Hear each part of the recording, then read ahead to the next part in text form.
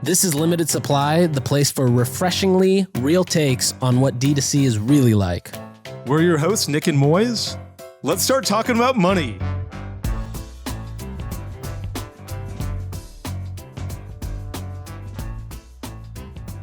Okay, this is episode 2 of season 3.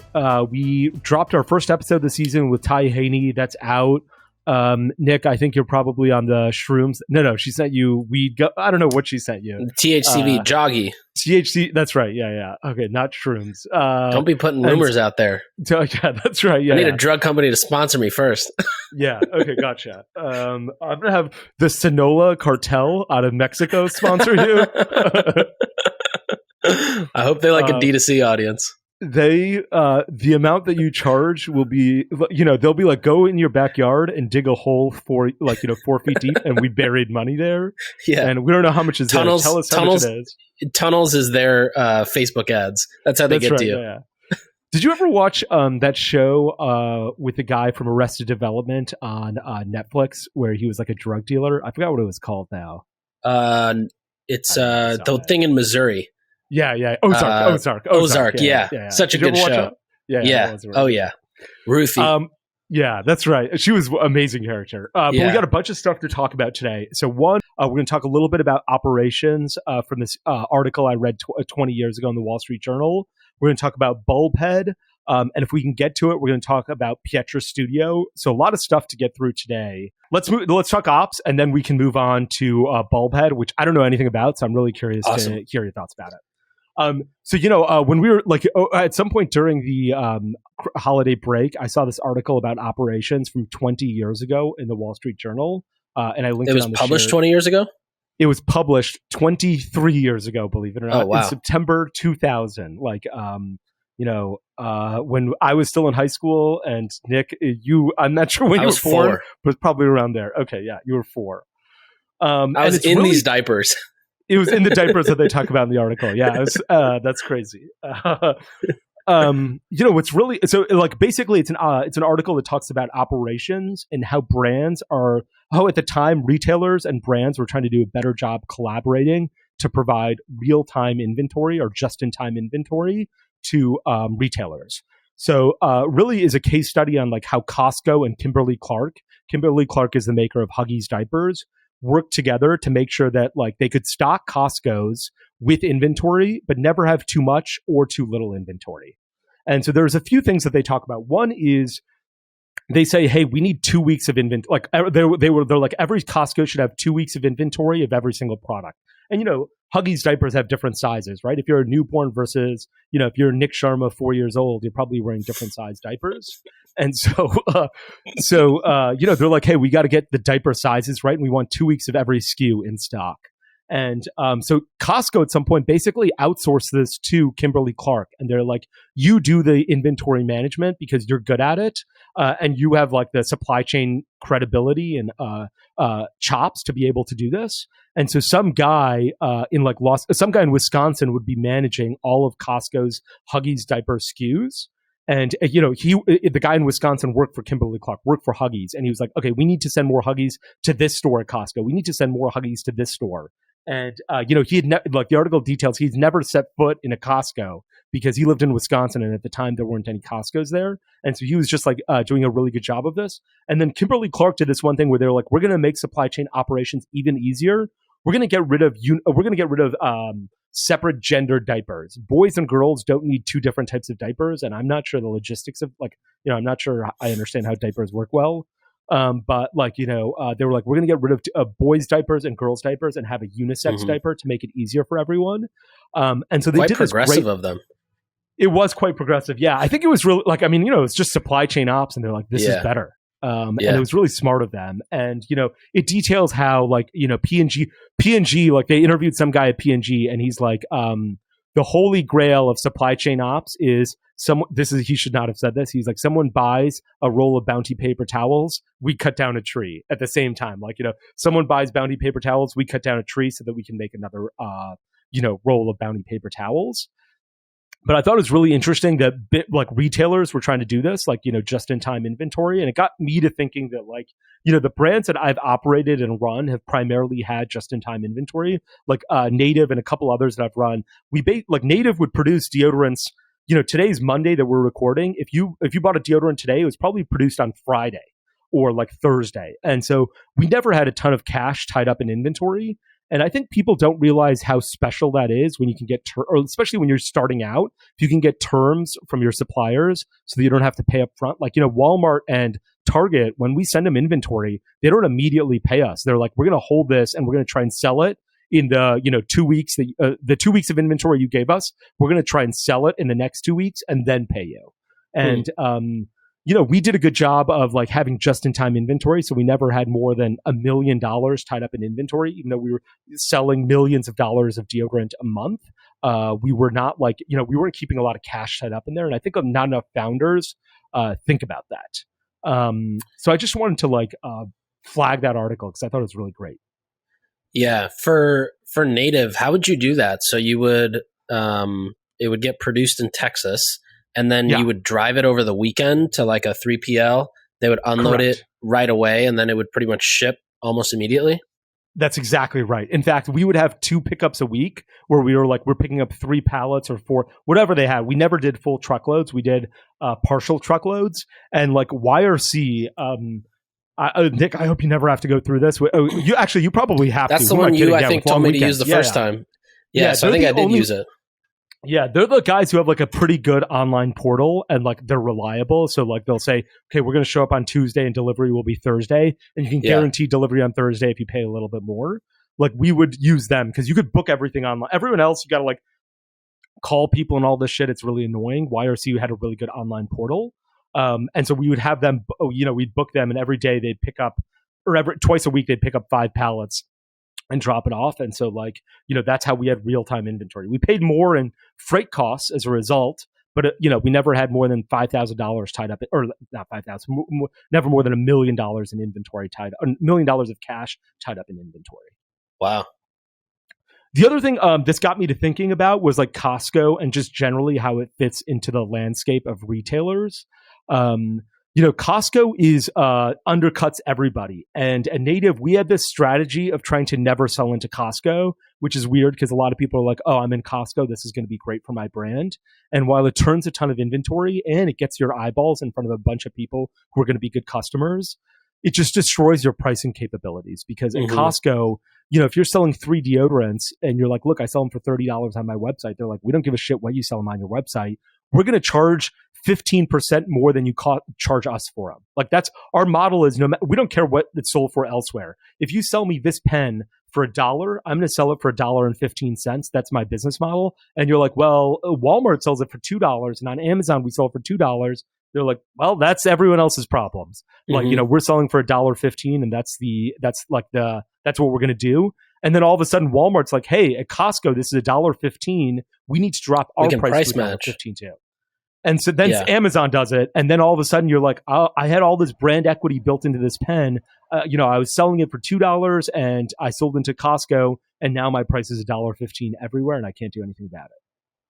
Yeah, that is very true. In fact, I just placed an order for Costco last week to buy some groceries, and Hint, a pack of 15 bottles of Hint comes for $14.27 each, which is 95 cents a unit. Whereas online, that comes for $1.66. And then you're right. Then everybody else starts matching it and saying, well, your cost per unit, your cost per thing. And I even remember specifically in the summers, Hint would go $1 per bottle in Target. And the biggest it was great because it drove a ton of velocity. But the biggest downside was Amazon has all these algorithms set up to quickly snipe discounted product to justify bringing your price down without you even being able to do anything about it. So especially if you're Vendor Central, which is where they buy the pallets from you directly and they sell it and they ship it, they just go match whoever and then they beat you over the head to get the product even cheaper. Definitely, because they're like, you can sell it to Costco can sell it for 95 cents, why are we selling it for $1.66? We're dropping Yeah. the price. We need a margin. You were charging us $1 to buy the bottle. Now you're going to charge us 50 cents. Otherwise, don't ever sell on Amazon again. Right. That's crazy that the price difference is so much. 95 cents from Costco. And it was $1.66 on Amazon or on Hint's own website. I could repack this and make money. Yeah, that's right. Yeah. That is hilarious. That's so funny. I met these guys whose business it was. They'd like go to, I met them at the Super Bowl, believe it or not, a few years ago. And they would go to like Home Depot and TJ Maxx and be like, oh, we found these ceiling fans and they're on clearance here. We're going to buy all 250 that you have because you're selling them for $30. And on Amazon, they're selling for $90. That's so we incredible. can price them for $60. And their business, like, they had so much, they were braver than I am. Like, I'll readily admit that because every day or every week they had to get into a new business, which was, we're going to find a new item on clearance. That item is selling cheaper here than on Amazon. We're going to buy it and undercut the Amazon price on Amazon. But like, they were selling ceiling fans this week. A month from now, they could be in like, dog food or like, cat litter. And you never knew what they were going to get into. And I thought that was bananas. They could be in that. You remember a couple episodes you mentioned that Quip toothbrush that you bought at TJ Maxx? They could have bought all of them. Yeah, literally. My sister used to do a version of this where she'd go back to college a couple weeks early because she was a college athlete, and she would get all the books from the donated bin and flip them on Amazon with a $99 Seller Central account. And then she would get Ibotta notifications. Ibotta is that app for like coupons and retail. And she could find stuff that was, high demand on Target, discounted there, and just flip it to Amazon. Wow. Entrepreneurship runs in your blood over there, huh? I know. It's crazy. My first foray into e-commerce is something similar. I would buy these things on eBay called grab boxes for like $1, where people were like, I'm selling a box of garbage for 99 cents and it's literal garbage. And I would buy it and I'd be like, okay, let me break down the items and see, is there anything here that'll sell for $7? Like, somebody will have a garbage MP3 player, but then you'll be able to sell it for $7 and you bought them. And then you're like, okay, that covered the whole box and the shipping. So all this other garbage is free. And then you're like, oh yeah, everything here is I probably made like a few $100s doing it, but that was my first foray into e-commerce. That's probably when I was like in middle school. The adult version of that, a friend of mine does, where he'll just buy storage units that have been abandoned for like, $50, $80, and then whatever's in there is his. So he has to clear it out, but he might find like a gaming machine in there or an Xbox, and then he can flip that. Yeah, there's multiple TV shows on the history. The History Channel used to be this channel about like World War II and Vietnam War, and now they're like, here is people buying Storage Wars. It's like HGTV right? 2.0. It's HGTV. Okay, got it. Yeah. I watched one episode and this guy like they bought a storage unit and it stunk so bad and they're like, we don't know what this is, and the guy bought it for like $500 or $1,000 and it ended up being a hot dog vending cart that still had like gross hot dogs in there, but he's like, I'm gonna clean it up and it'll be worth $4,000.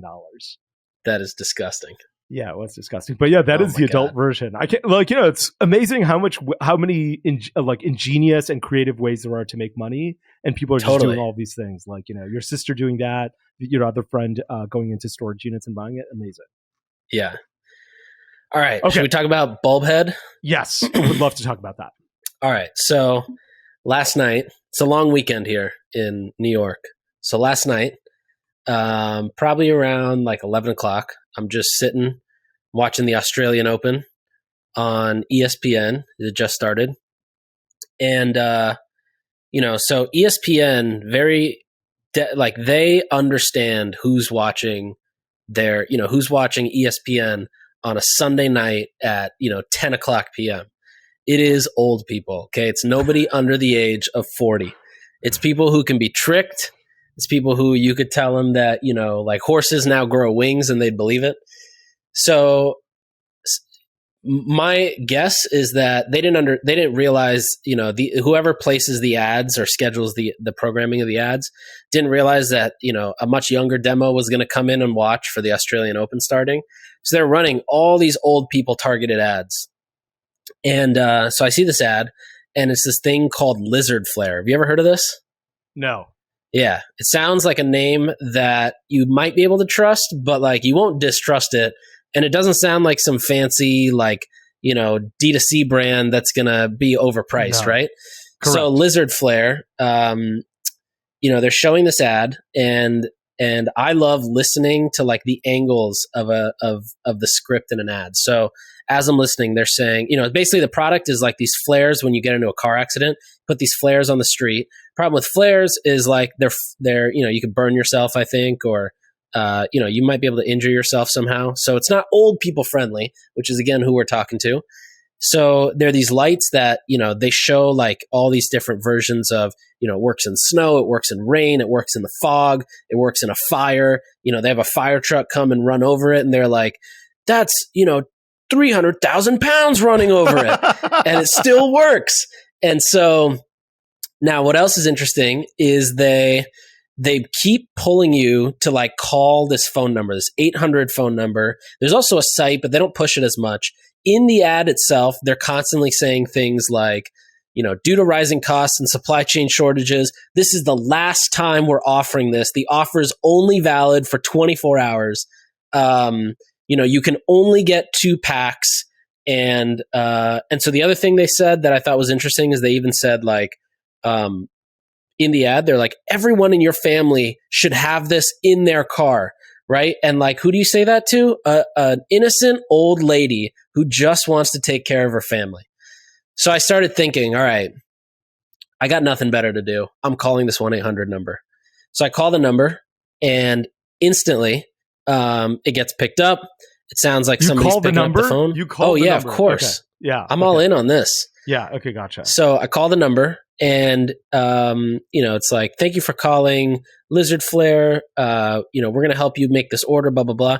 Almost immediately, it starts upselling you. So, they don't tell you in the ad that you get six lights per pack. They just tell you that each light is only $9.99, and you can only get a max of 2 packs, right? So in your head, you're thinking, all right, we'll make the call. It's $20. Turns out there's 6 in a pack. You can only get 2. So you can only spend $120 plus $7.99 for shipping and handling, which is, when I heard that, and you think about how much sales these guys are definitely doing, these guys are making millions off of this. Shipping is no longer a valid argument to say that is why people are not purchasing. So anyways, they start pushing you, and you get 2 packs. I hit the 1 pack button to see what would happen. It starts upselling you into the 2 packs, so you get the 2 pack. Now, what else is interesting is you don't ever talk to somebody. So I actually expected that I would talk to somebody in India or in the Philippines, but instead, I'm basically on the phone, and they say, what's your name? Say your name and then spell it. So, I said my name was Billy McFarland. So I'm like, Billy McFarland, then I spell it out. It's an automated voice? It's just like fully automated. Wow, and it knows when to start recording and stop recording. Yeah. So my guess is they have like somebody, instead of the Indians on the phone, they got the Indians like listening to this and writing it down. Yeah. And I didn't end up going through the whole thing because I didn't want to give them my address or my number or card number, but I assume that's how the rest of it happens. Yeah. And so anyway, so then I started, I went to their site. Have you pulled up the site? Yeah. So I pulled up their Amazon page, actually. Okay, so their site looks like dog shit. It is probably the worst site I've ever seen. It's got, it's basically made up of like 6 images, and then you have this really old school checkout on, the bottom left, and even the way that they wrote out like the pricing on the page itself, it's hard to see what you're actually paying versus what the cost of each unit is. So anyways, I think this is very much built to old people. So I started looking up I looked up the TV commercial. 24 hours until it's all gone, right? This commercial's been running since July 2022. Yeah, for sure. I don't know why. I can't imagine. That's like our sale is ending tomorrow. Right. It will get extended. Oh, it's extended. Yeah. So they've been running this. So then I tried to find their just some more info. Came across their YouTube. Clicked a link in their YouTube. Turns out there's a whole company called BulbHead, which makes all these I don't want to say garbage, but it kind of is garbage that is just sold on TV. They have a toll-free number to call. You get free shipping. You can go to their BulbHead.com. That's like their marketplace site. So these guys own Lizard Flare and a bunch of other of these. Yeah, they invent all these things, and basically, it's the guy that invented or created As Seen on TV, an Indian guy, I think, is behind this. And never mind, he's American. He's got an Indian kind of name, but he. Never mind, he is Indian. Indian out of New Jersey. This guy doesn't get more Indian, and he basically, he holds over 100 patents on this, and this is all he does. He just launches products, and he knows the funnel. He's got the phone funnel dialed in. He's got the TV commercial style dialed in. He knows his audience to go after, and this guy just launches product after product after product. I'm just going to name a couple that you might recognize. I don't know how much TV you watch, but the Amber Vision sunglasses that instantly you put the glasses on and it's like you went from a 360p YouTube video to like a 720p. You got the Pet Egg foot file. You got the pocket hose. You got the Slim Cycle. You got the Hurricane spin mop. This guy just does not miss. And every single one of them is TV to a phone funnel. This is, I did not know of this guy. First, really great research. Thank you for doing this. This is awesome. You went deep in this through, you watched an infomercial on during the Australian Open and you're like, I'm going to find out who AJ Kubani is. That's his name, right? That's his name? AJ, that's his name, yeah. That's his name? Wow. That is amazing. First, really interesting, I saw on Amazon with the Lizard Flare, it's got 4.5 stars. The last review was top review from other countries. Saw this product on TV, purchased as a gift. There was no way I would give this to someone. I would be totally embarrassed. Product is a cheap piece of crap.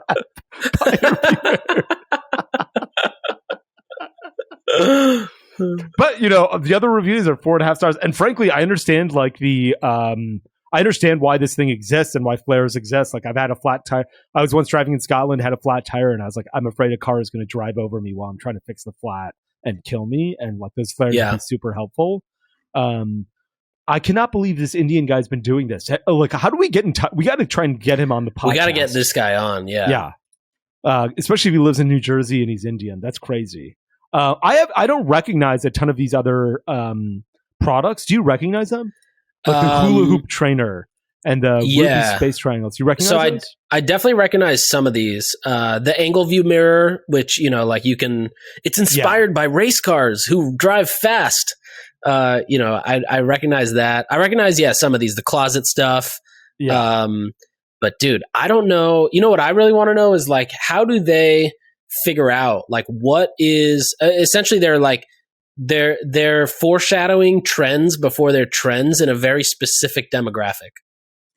Yeah, how do they figure out what to start selling? Is that what you mean? What? Yeah, great and question. Also, I wonder why haven't these? So BulbHead.com is built on Shopify, but I wonder why they haven't gotten went further down that rabbit hole of can we get more online orders? I mean, if you go to the Lizard Flare site, it is not on Shopify. It's some static page. In fact, it's really hard to find any tech on this page with PayPal as the payment processor. But why not have this on Shopify, and why not have an easy upsell for some other shitty TV product that somebody's probably going to buy if they're buying this? Yeah, that's a great question. Why lead people to a phone funnel as opposed? Maybe it's because, what you mentioned initially, which was the people who are watching this are old people who are watching the Australian Open post 10 p.m. But even then, 40-year-olds are using the internet. Our number one demographic, or our cheapest demographic in native for a long time was women over the age of 55. So I don't believe that these people can't be, maybe 15 years ago wasn't the right time to introduce them to the internet. But today, 65-year-olds are purchasing things on the internet for sure. So I'm surprised that they don't have more of a funnel built for the internet. But it does exist, and it's pretty easy to go through, frankly. It doesn't look nice, but you scroll down, you go to order now, and you just select the number of units you want. It's a one-page checkout on a landing page. You select your landing page, you select your type of payment, you put in your credit card number. It is really easy to do it. but it looks like it was made in 1982 for sure. Yeah. Which maybe to that demo is like a sign of safety. I just looked up his, I found an LLC that he's associated with, and this guy has got patents on patents. Like, this guy does not stop filing patents. I think he files a patent almost every month.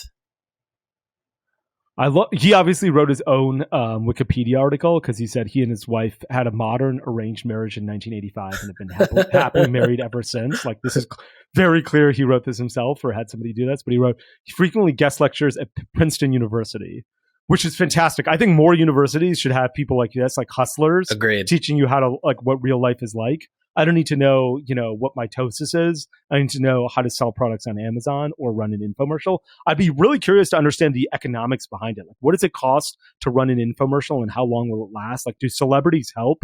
Do you need I was talking to some guy recently and he's like, we were trying to get an A-list celebrity and then instead we got, a football player that had some trouble with the law recently. And it was, instead of being $1 million, it was just tens of thousands of dollars and That's low amazing. tens of thousands of dollars. And he's like, it wasn't the best person to get, but it was a great brand endorsement and it looked good to me too. I wonder if that kind of stuff helps with this.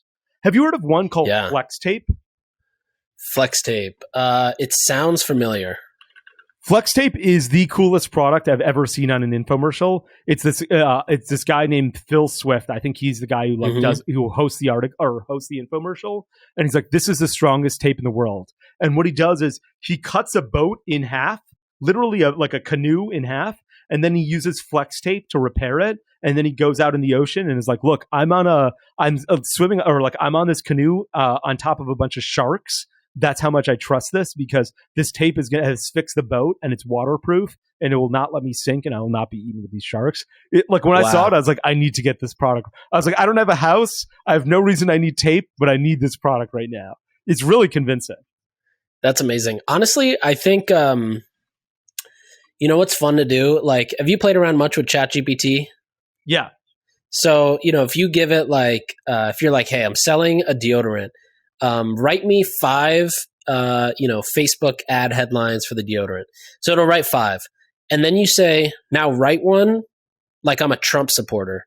And then write one like I'm a Biden supporter. The differences in how it writes it is so different. And I honestly feel like this style of a commercial is just a different version of communicating your product, right? It's like, okay, we know our audience is super old and they respond to seeing visually stimulating things with sirens flashing, or like the Phil Swift guy, doing something super over dramatic to kind of convey the point. But I still think I think Glossier could do that too in their own way. I completely agree. In fact, I always wondered why more direct-to-consumer brands aren't doing these types of infomercials. Like, if you're a Casper mattress, and you're like, yeah, I can buy the New York City subway, maybe 10 years ago it wasn't right for your brand, but today, isn't it a ton of value accretion and revenue generation? Because you're like, I bought 30 minutes in the middle of the night. You know who's up? Insomniacs at 2 a.m. Why don't I sell you a bed? Oh, your back hurts. You can't sleep. You know what's good for sleeping? Casper mattresses. Mm-hmm. I'm surprised more direct-to-consumer brands don't play around with this. I'm really I think it's great that direct-to-consumer brands are on QVC. Like, I always think about Curie deodorant.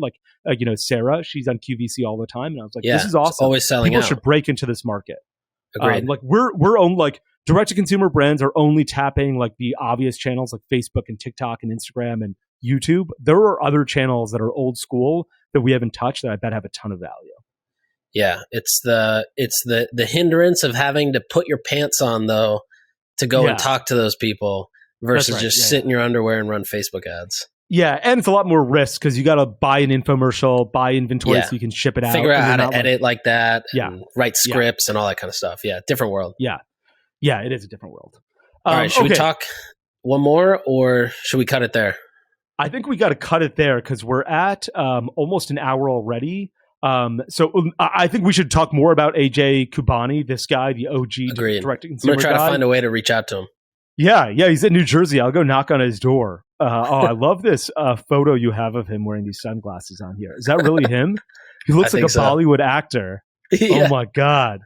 That is Isn't so that good. Every Indian's goal is to just eventually be the Bollywood actor that you never could. For sure. Believe it or not, my mom called me earlier today and she's like, I think I just saw your face on TikTok. And I was like, what are you talking about? She's like, you're doing a pod? What is this thing? I don't know what this is. And she's like, it says you something in movies supply. Now? Yeah, she's like, is this on TV? I want to tell all my friends. I was like, no. And she's like, you're doing it with another Indian guy? How many Indian people are you surrounding yourself with? So she just discovered that we were doing this. That's amazing. My mom will listen to it. My mom will listen to it and she'll be like, how come he cusses so much sometimes?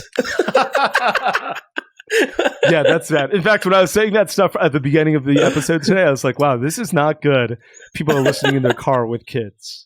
So I'm going to try and stop. That's not my New Year's resolution this year, but I'm going to try and do a better job of that anyway.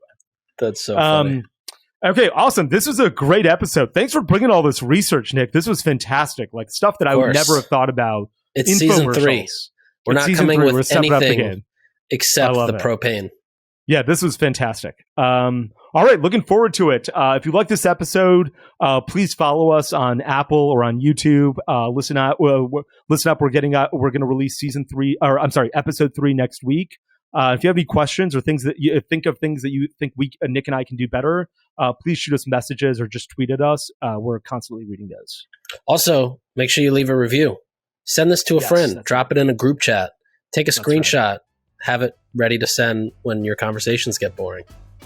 Just do something. It's limited supply. Awesome. That's episode 2. Thanks so much, guys. See ya.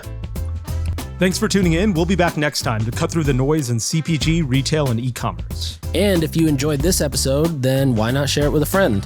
And be sure to subscribe on whatever platform you listen to your podcasts on.